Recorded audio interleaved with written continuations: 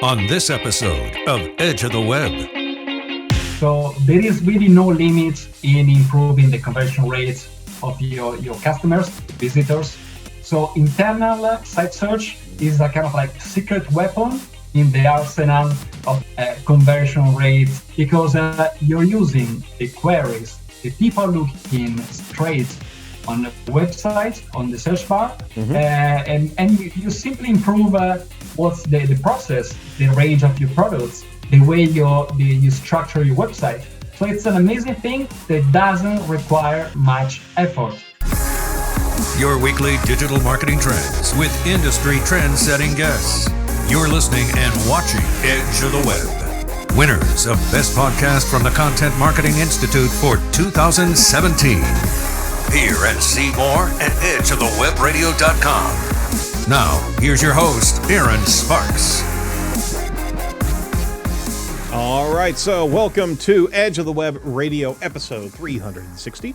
I'm your host, Aaron Sparks. Every week we actually bring you some great thought leaders from around the planet talking about digital marketing tactics and digital marketing news. We unpack key marketing concepts for our digital marketing audience. So whether you're a freelancer, whether you're a student, I completely forgot about that group, right?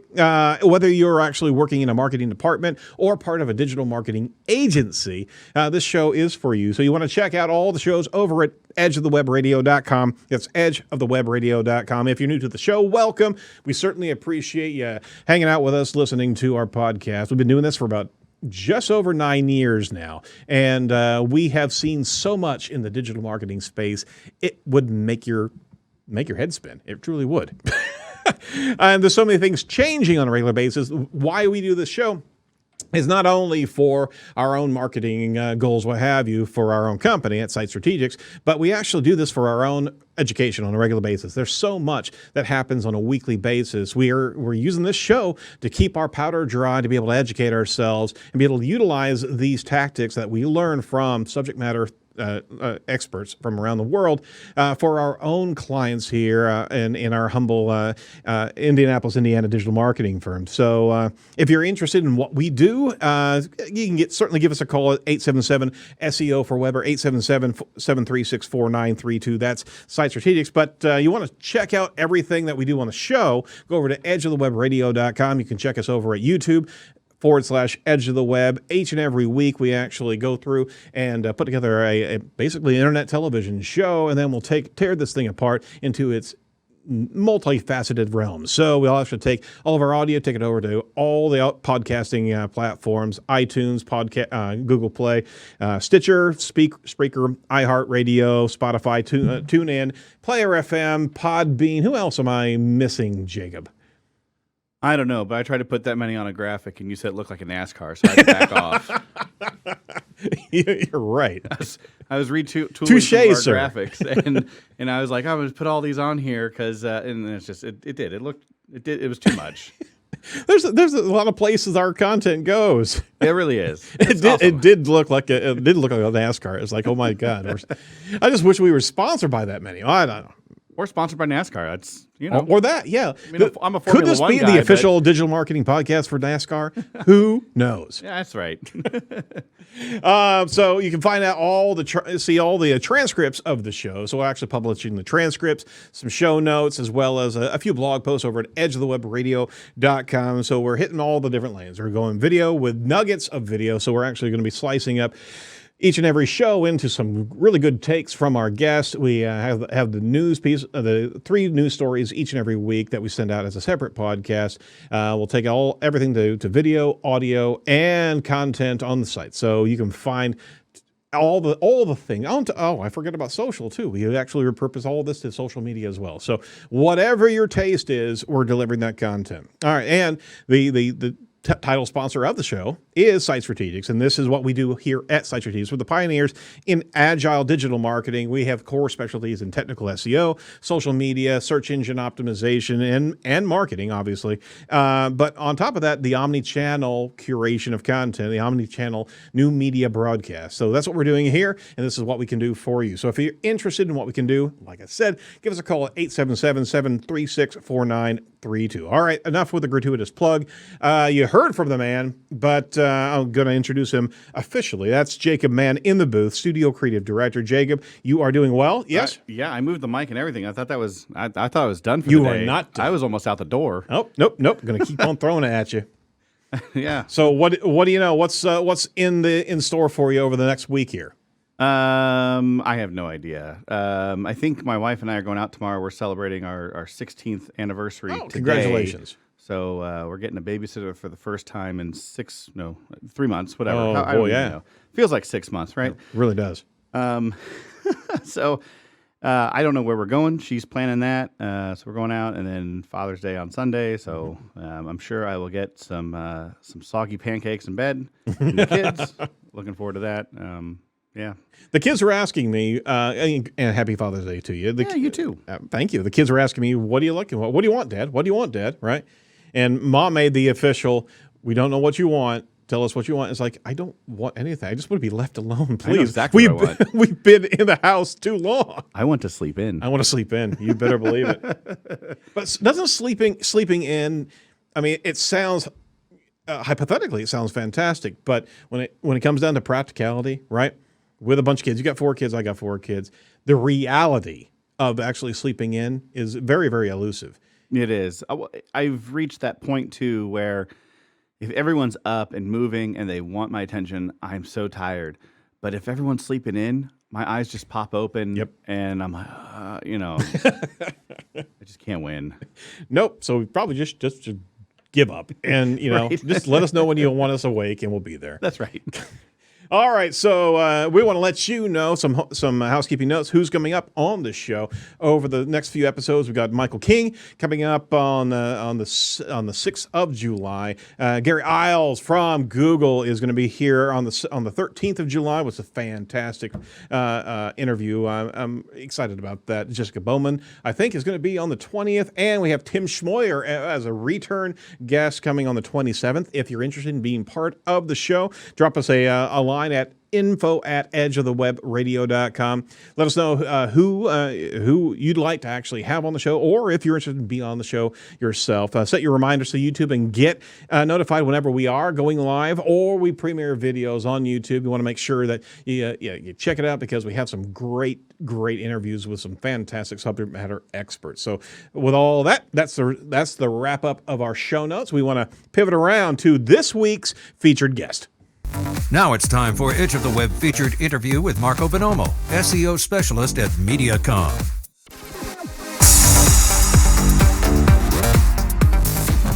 All right, so we want to make sure that you check out the bonus news podcast that we covered this week. We always roll out 2 podcasts every show. So Marco and I took on the digital news of the day, and it really is tough to pick 3 stories and go after it. There's so much that's happening on a regular basis, but Marco did a bang-up job. I certainly want our listeners to check that out. Let's introduce Marco to you. Marco Bonomo, how you doing, sir?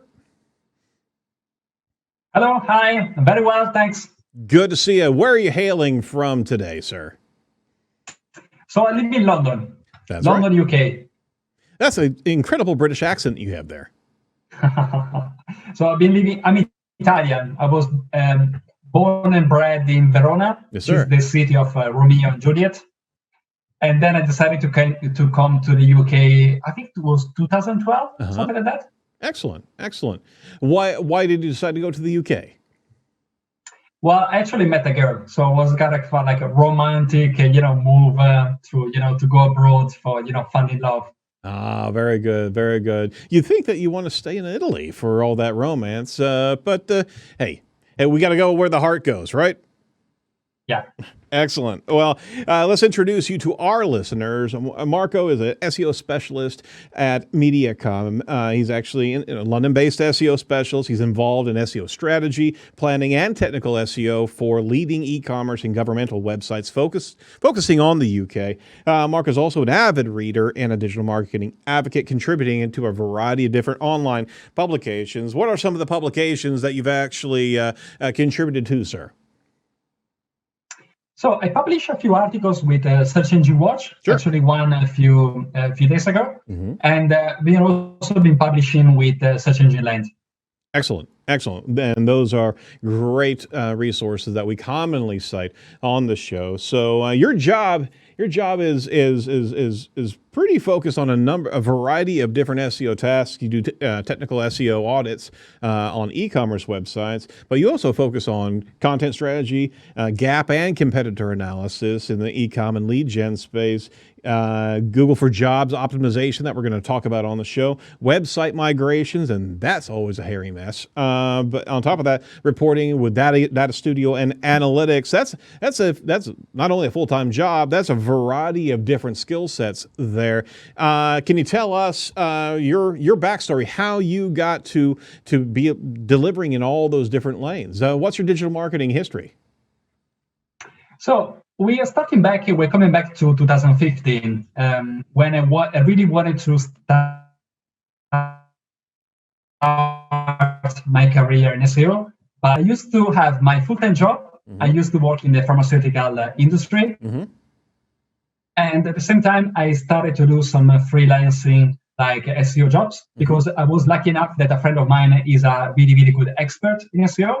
So for about 1 year, this really, really good friend of mine, which is named Armando, taught me SEO for like once per week. So one evening per week for 1 year, he taught me everything he knew about SEO. Wow. So after like 1 or 2 years, I was so much confident that I quit my full-time job and I decided to start a new career in SEO.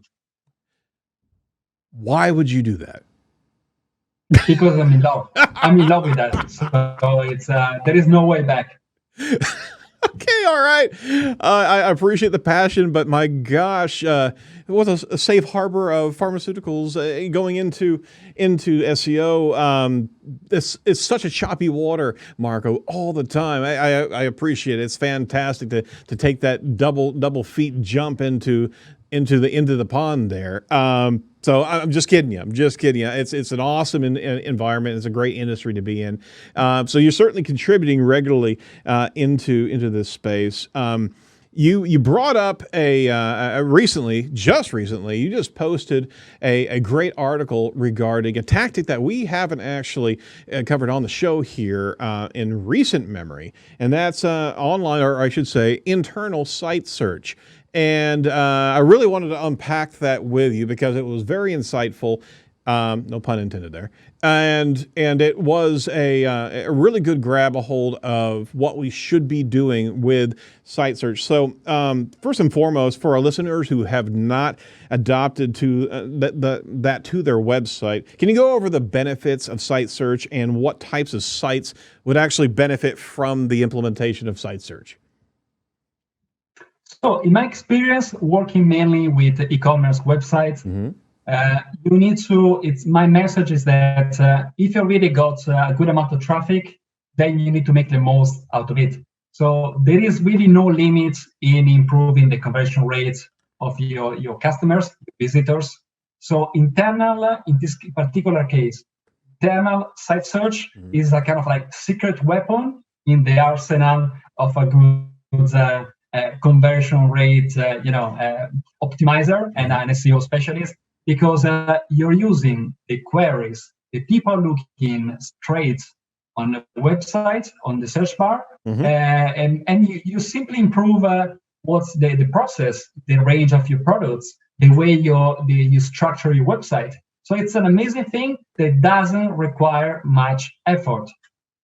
That's right. It's almost crowdsourcing, understanding what your visitors are actually looking for as opposed to what got them there. I mean, we can always see query data from GSC as traffic comes in, but if you have site search available and mobile friendly, right? You get such a new insight into your consumers. So this internal site search is not really for sites that are non-e-commerce, right? Yeah, I would say I agree. The reason is that most of the times, working in e-commerce environments, you find out what's wrong with your with structure of your website, with the way you present the content, from what the people are looking at the website, because they struggle in that particular moment when they perform a query or more than a query on the site search. That means that we're looking for something, but through the navigation, through the footer, through the homepage, they weren't able to find it. That's the reason why they perform the site search.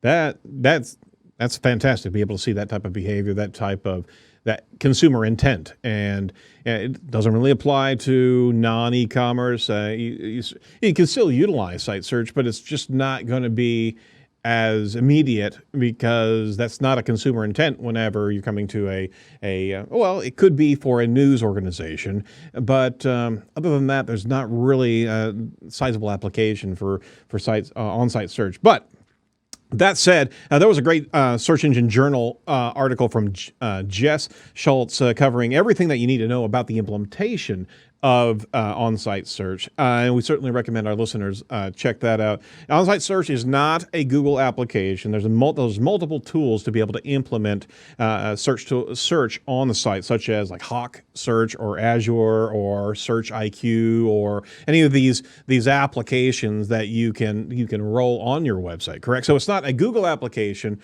You have to have a search product on your tool in your site itself. That's a tool set that you can purchase or utilize, right? Yeah, that's correct. So the kind of like latest trend, especially for e-commerce, is that you can implement a kind of smart search. So if you're looking for, let's say, like a kind of product, then this kind of like a smart site search, which in the end is a kind of like a JavaScript, it's just software. Right. You can provide different kind of results. So if you're looking for, I don't know, like a pan, you can find results in a blog post. You find results in a product. You can find results in a category. So you provide the user all the possible and the most appropriate choices to help the user in the user journey, right, which is brilliant. Right.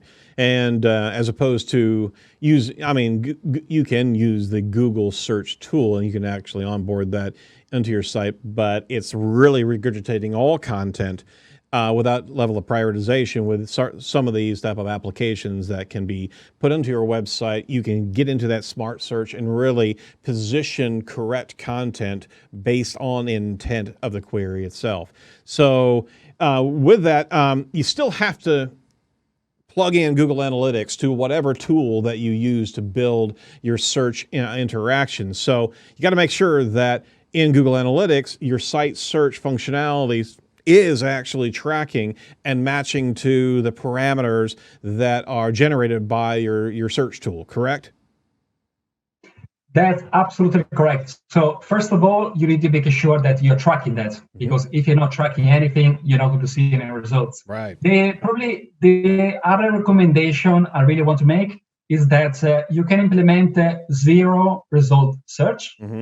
So let's say you're a user, you're looking for something on e-commerce websites, but you're not getting any answers. Right. So you're not getting any content you really want to, any products or any kind of like category you can actually complete the user journey. So in this case, if you implement it's written in my article, Google Tag Manager tag and a Google Analytics event, there is a way, there is a kind of like a loop where you can find it's a kind of trick, but you can display all the queries that the people made on your internal site search.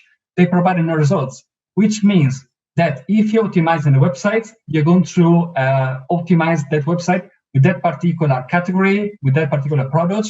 So you're going to save lots of money, and it's going to be really, really a lifesaver for many websites. Absolutely. You kind of spilled all the candy on the table there. That's the money right there, is being able to have Google Tag Manager put in place where you can actually see those zero search queries, zero search results, because that's what your consumers are actually looking for. Not completely, but it gives you such a great knowledge of what you should be providing on your own website. So for example, if for example, pan. If you're searching for pans online and you're looking, all of a sudden you see so many colander searches. I'm about to completely run out of my cooking utensil analogy here, but and all of a sudden you have no colanders on your website, and you're hitting 5,000 searches a month that have colander that are zeroing out. You better stock colanders, right? That's a great example. Yeah, absolutely. So we were actually talking about pasta here before the show.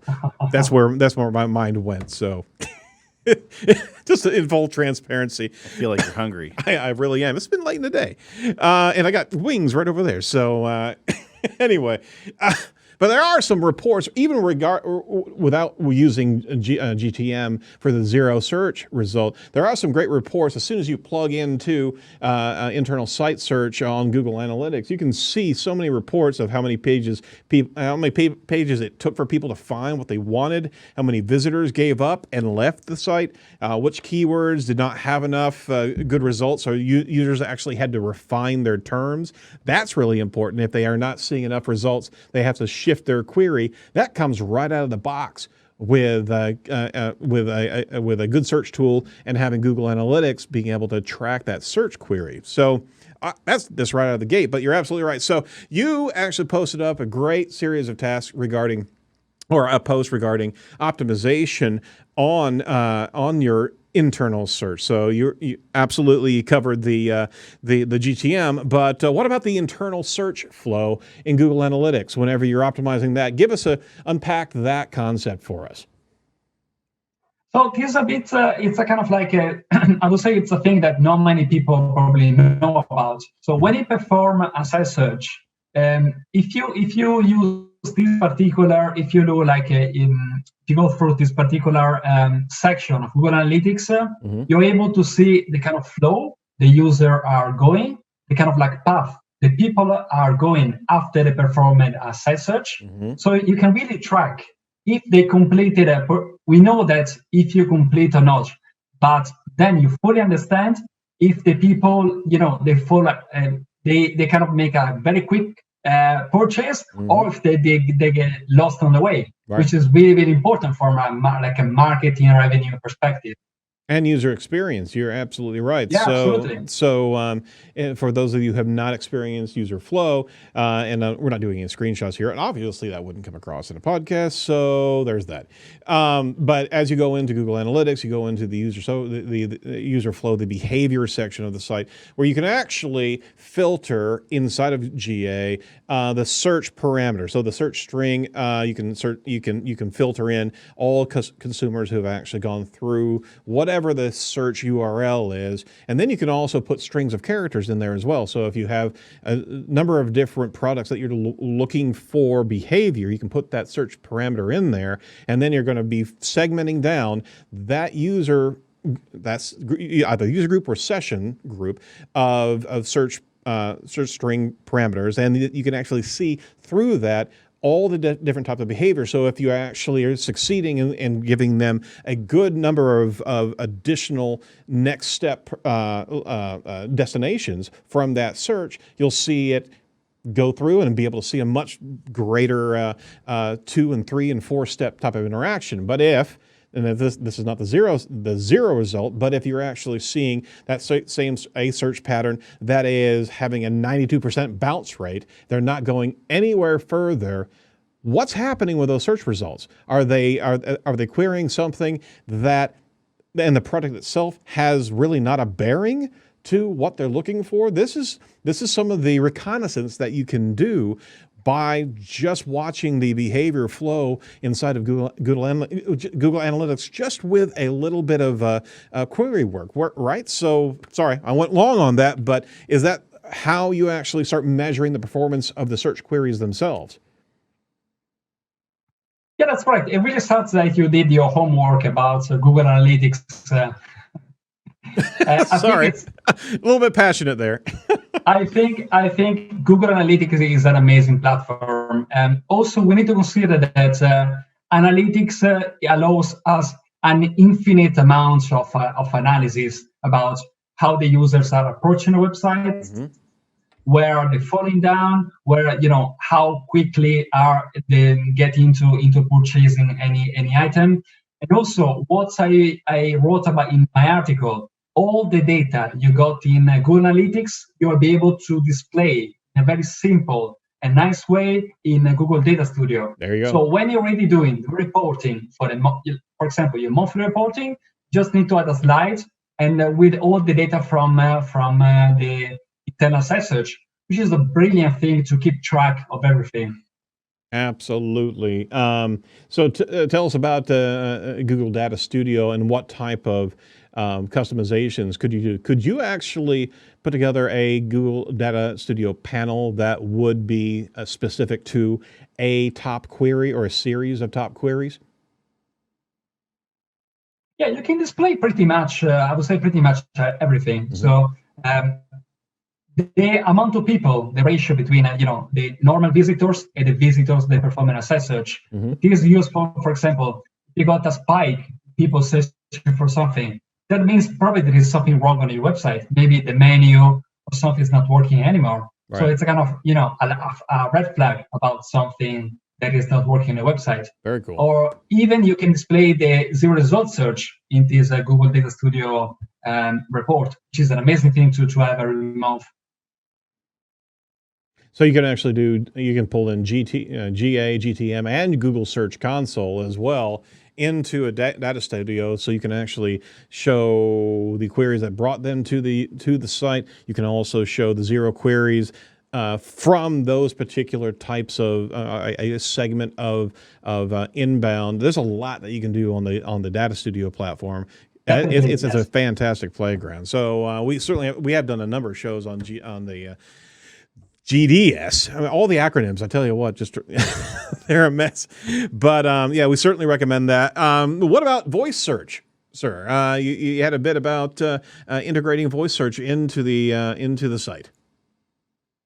Yeah, I would say I didn't see many e-commerce that provide this kind of feature for internet search. Mm-hmm. So when I find out, I had to make a screenshot and put it in the article, because I think nowadays it's really best practice. So right. If you consider an e-commerce environment where pretty much probably 70% of your customers already are coming from a tablet or mobile, yep. Not having a voice search feature in your internet search, you're going to miss lots of stuff. Huh. That's fantastic. And it's right there as a user pane on the mobile device. It fires up the voice search and you can actually trigger that microphone right then and there, right? Correct. Yes. And do you know of certain applications that are really good at that implementation? If I was to go look for a voice search application to augment to my website, can you recommend any of them just off the cuff? No, actually not. But I'm pretty sure that if you're really running an e-commerce like a Magento or something like that, right. Probably your developer is going to be able to twitch and to twist and to add some build code, cool. Dedicated code on that. Excellent. All right. Well, last thing on your list was disabling the Google search box. Why would we do that? This is quite interesting, and I'm pretty sure not many people notice that. So thanks for bringing this. No problem. Well, you had some giant red boxes on there as well. Why in the world would we disable something that Google gives us for free right in our SERPs? So for the past few years, I've been talking with people that were desperate to get this search bar on the Google search results. Mm-hmm. So if you're in e-commerce, you're looking for the brands, then you got this bar displayed, and you can look straight for an e-commerce product when you already know the brands and everything. Sure. What's the point here?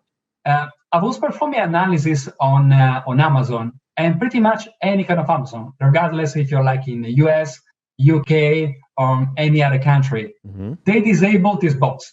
So the reason they probably perform so much analysis with so much data, right. That in the end they realize something, that if you really have a very, very strong brand, like for example Amazon, mm-hmm. where you probably got already lots of traffic coming to the homepage, then you can tailor so much your homepage with so many products, so many deals, that is becoming irresistible. irresistible, with your already with all the searches, with browsing history on the website. Right. So that means that it's really the pros of like having disabled this feature are really much better than all the cons of not having it on Google. Mm-hmm.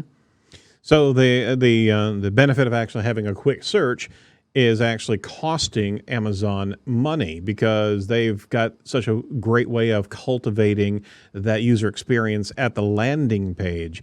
They've actually decided to shut down their Google search boxes for a lot of inbound traffic so they can actually control exactly what type of bundles or what type of additional suggested products would actually be present there. They're missing the opportunity to actually sell. That's what you're saying.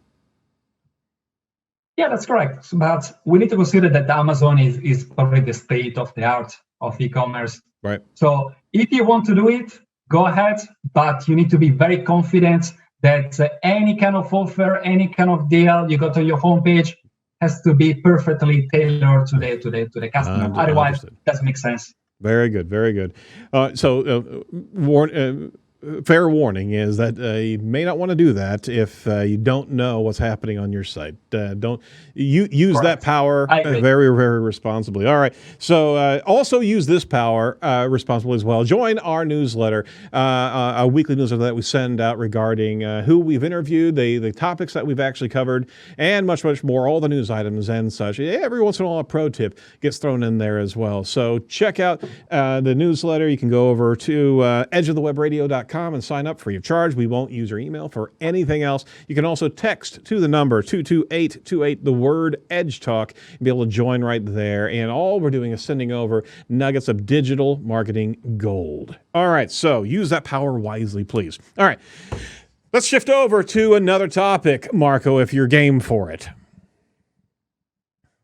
Let's talk about absolutely. Let's talk about Google for Jobs. All right, so yet another post you had this week. So you had a pretty prolific day or week this week. You posted up on SEL, Google for Jobs, everything you need to know about how to optimize for better ranking. So first and foremost, take me there. What is this glorious thing, Google for Jobs? So there is a kind of background story here because I used to be a recruiter, actually. Okay. For a few years, I used to post on job boards. So I know exactly how much companies are spending, how difficult, what kind of industry, what kind of like online recruitment, how much is costing to the company, to the candidates, to the agencies. So it's a really, really costly business. And it's really tough. It's really competitive. Mm-hmm. And I used to handle first-hand experience.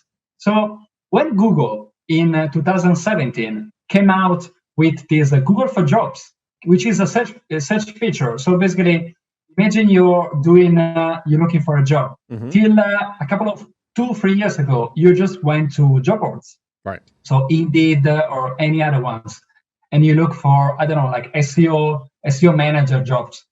And obviously, you find your job postings, you find your offers, and everything. But now you can perform the same kind of operation, mm-hmm. just accessing the homepage of Google. So just go straight to Google and look for the position plus jobs, and then Google is going to trigger a feature which is going to display all the job ad offerings that people market with a particular schema markup.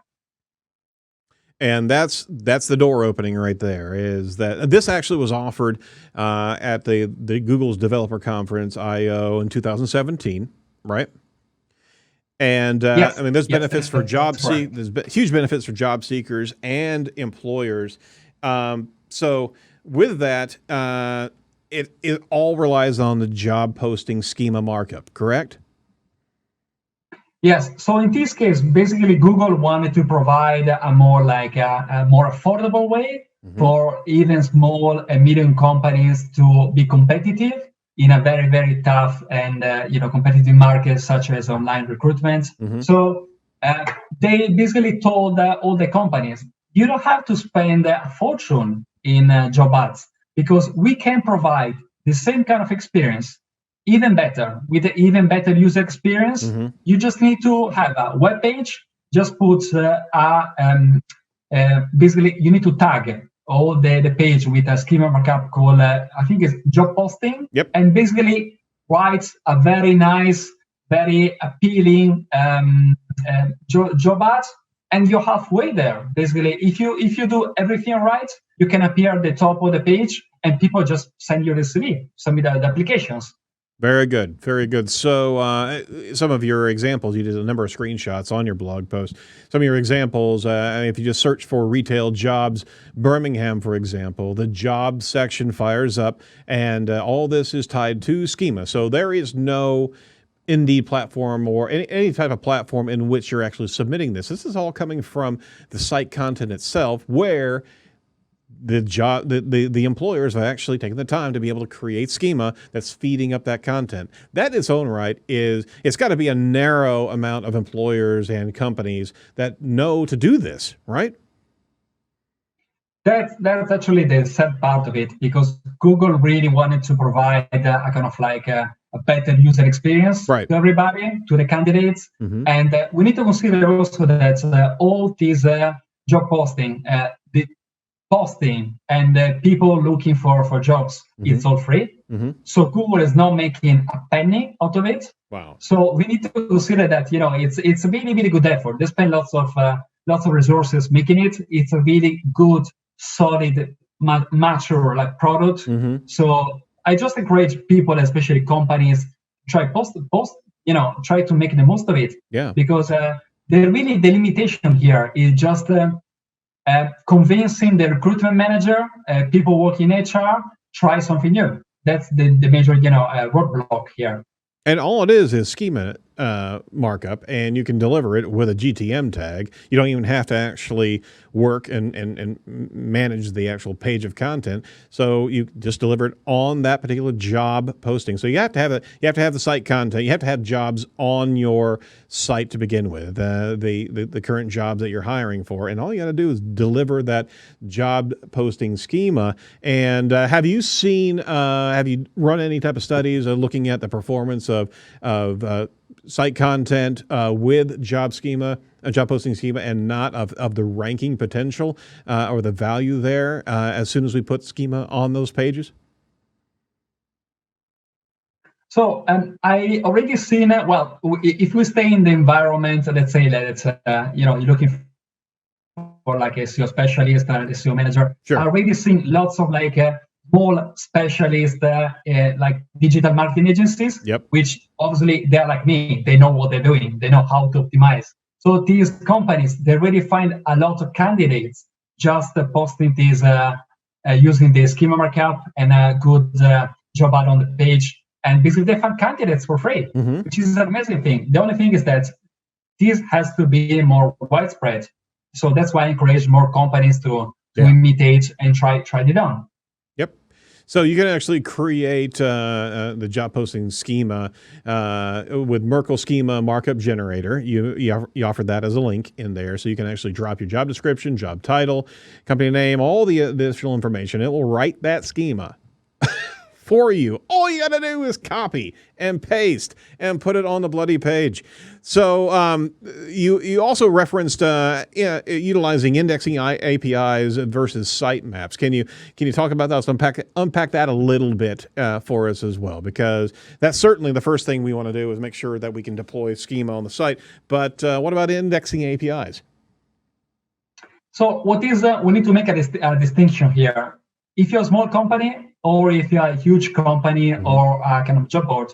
So if you're a small company, it doesn't, in my opinion, really matter, because probably you're going to have a very handful, a very little amount of job posting. So you just need to add them to the sitemap.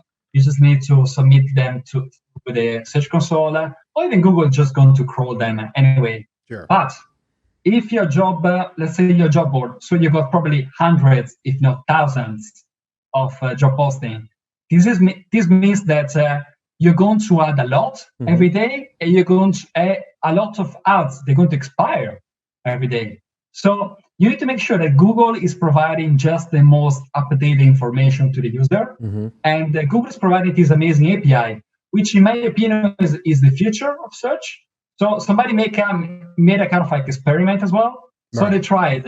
So Google is providing this indexing API for the moment, just if you're doing a streaming video, or if you excuse me, or if you need this job posting.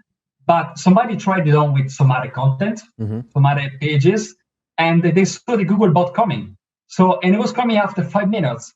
So I would say it's an incredible thing to try it on, especially if you're a big website. But for the moment, we need to say that it's restricted to very limited thing you want to implement.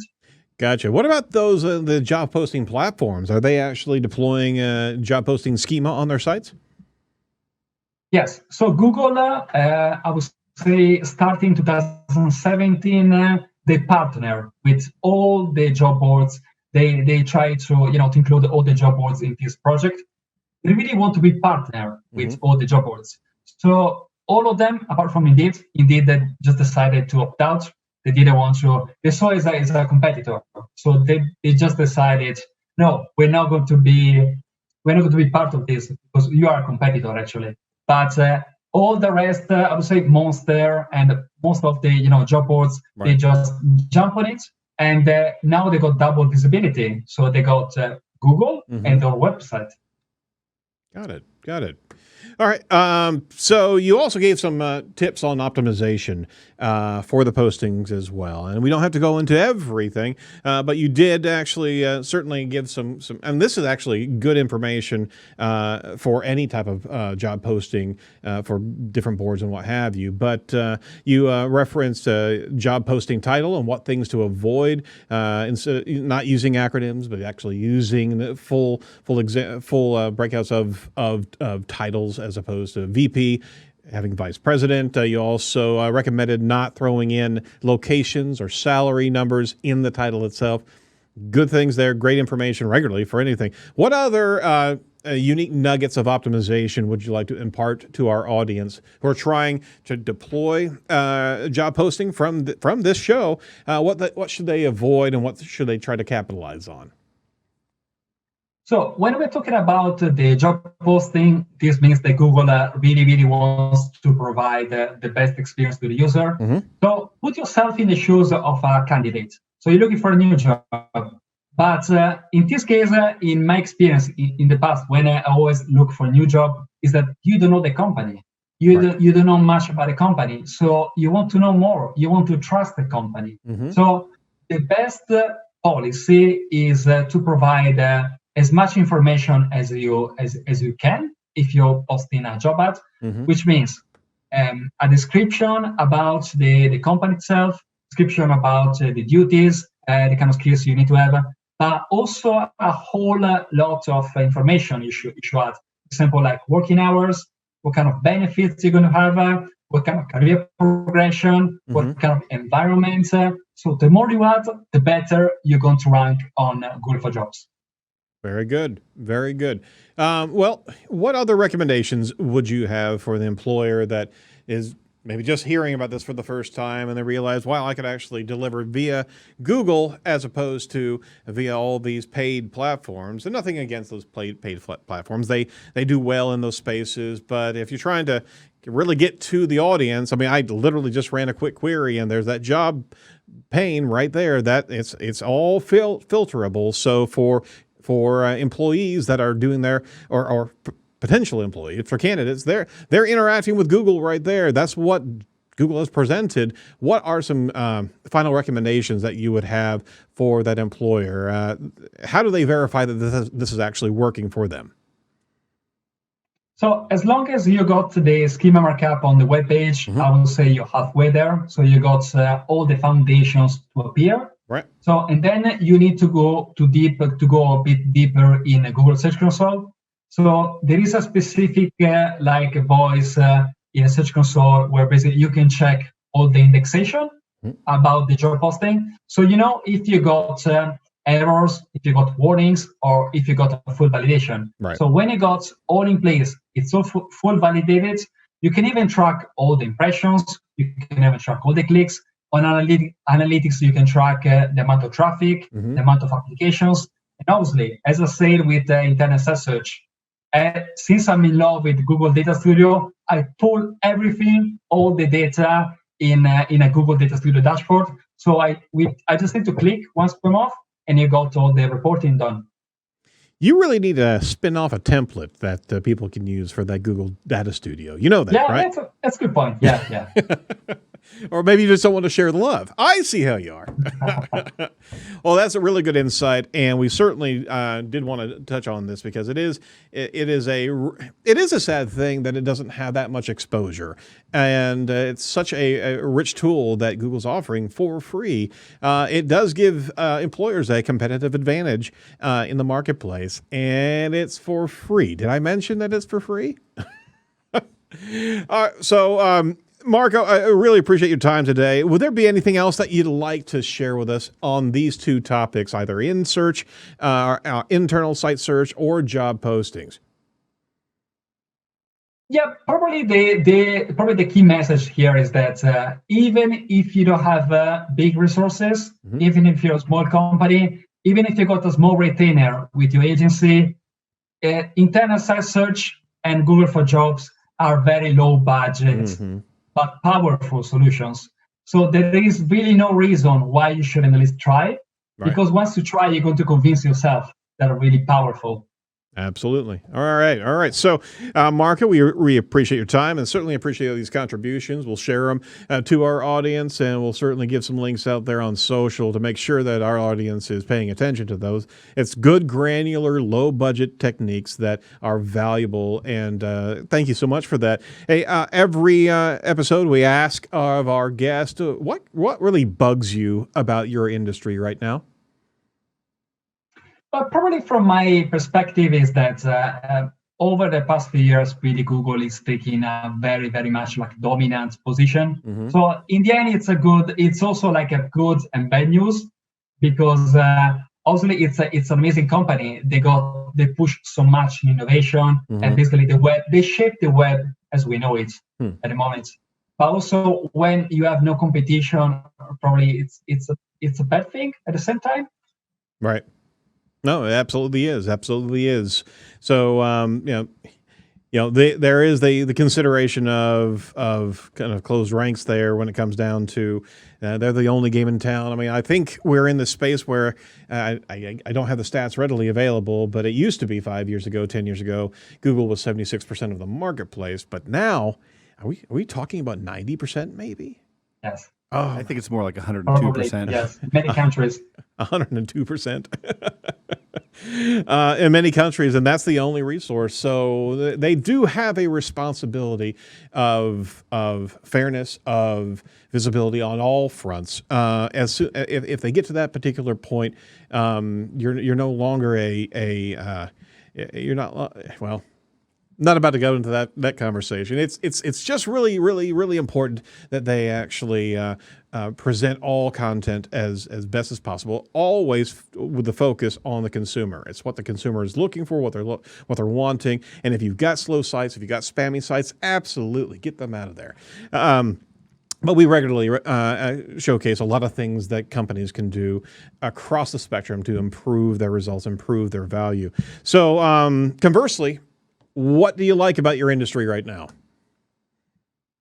Probably the opportunity, since basically SEO is such a wide, practice, that basically you can specialize in a very, very like deep way without, spending years and years in studying something. So, for example, with this, like in this article I wrote for the internet site search, it didn't cost me years of work. I just practiced with a few clients. And then after a few months, I simply became an expert, because they just, had so many issues and so many problems. Then when you sort out all of them, then it's just a matter of practice, to be honest. So the beauty of this job is that you got such a good variety, and it's such a passion driven, right, that I would say it's probably one of the best things in the industry.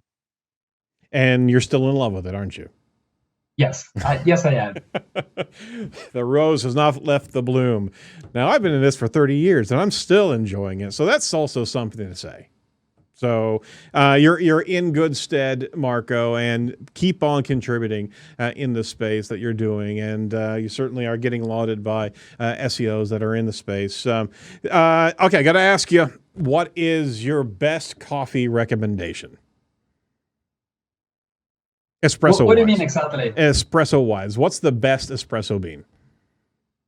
Well, I like Lavazza. Lavazza is an Italian brand which has been around for many, many years. Quite like it. It's a good choice. Okay, Lavazza. And you reference your father. He says that if the wine doesn't have a cork and it's not from Italy, it's not worth trying. What's the best Italian wine? What's the best Italian red wine? Red wine. So I'm from a region in Verona. It's called Valpolicella. Valpolicella is really strong, like solid wine. Also Chianti. Chianti is an amazing wine from Tuscany. Sure. I would say if you never try Chianti with meat, you should just give it a go. Absolutely. I mean, all other wines pale in comparison, right? Well, is there anything that we can promote for you this on the show here, sir? Well, it has been amazing, really. You got such a good energy, and I've been following the show for quite a while. You've been interviewing such a good talent. It's such a good pleasure to see you, to be so interactive, and to give to just give away so many recommendations. So it's such a good good show for people both starting out with industry, but also like people with a good expertise. So it's never too late to watch the show. Oh, thank you. I appreciate that. But I want to promote you. So your personal website is marcobonomo.co.uk. Brighton SEO in October 2020. You're actually focusing on 5 reasons to love fuzzy lookup, and that's a whole nother show in its own right. And you're looking kind of fuzzy as we look at you as well, Jacob. You're also going to be on the Digital Marketing World Forum in May of 2021, covering how Google Jobs changed recruitment forever. So we certainly recommend that. Hopefully, these conferences will truly be conferences, because we all are dying to get back and interact and present in real time, not virtual, right? Yeah, that's also my point of view. So I used to speak at conferences, and now obviously it's a very particular moment. Right. So I can't wait to go back to speaking at conferences, interact with people, do some networking, because it's what's probably one of the best parts of the working in this industry. Yeah, absolutely. Same here. So we wish you all the best, sir. We certainly recommend our listeners track you down on Twitter, Marco Bonomo SEO on Twitter. LinkedIn is Marco Bonomo. I'm not going to read the numbers, but you can search them. You'll find them. And on Facebook, Absolutely. Marco Bonomo. Any final thoughts for our digital marketing audience today? Well, aside from try to do a bit more of internet site search and Google for Jobs, is that probably the key message in SEO, at least in my experience, is that once you face an issue, once you got a challenge, just try, go ahead, try, just to try whatever any solution you might find. Read articles, go to conferences. Try to upskill whatever you study at the moment. So that is going to be a solution, and probably that is what is going to shape your career in the future as well. Very good. Very good. Well, Marco, thank you so much for your time today. We wish you all the best in the future, and hopefully we'll cross paths on the conference trail down the way. It's been a pleasure. Thank you very much. More than welcome. Cheers. More than welcome. All right. Don't forget to like and subscribe to Edge of the Web Radio on YouTube. If you're feeling up to it, and we'd certainly implore you to give us a quick review over on iTunes, and let us know how we're doing. And check out all the must-see videos over at Edge of the Web Radio. That's edgeofthewebradio.com. You see all the insider information. Be sure to sign up for the newsletter, because we're sending that out weekly, keeping you abreast of everybody that we're talking to and who we're going to be talking to in the future. So we're going to be having Michael King on next show. So be sure you tune in the dials, because the last time he was here, I think we were literally laughing out of our seats. He was so damn funny. So that's in the store next show. So make sure that you dial in for us then. From all of us over at Edge, stay safe, stay well, and do not be a piece of cyber driftwood. We'll talk to you next week. Bye-bye.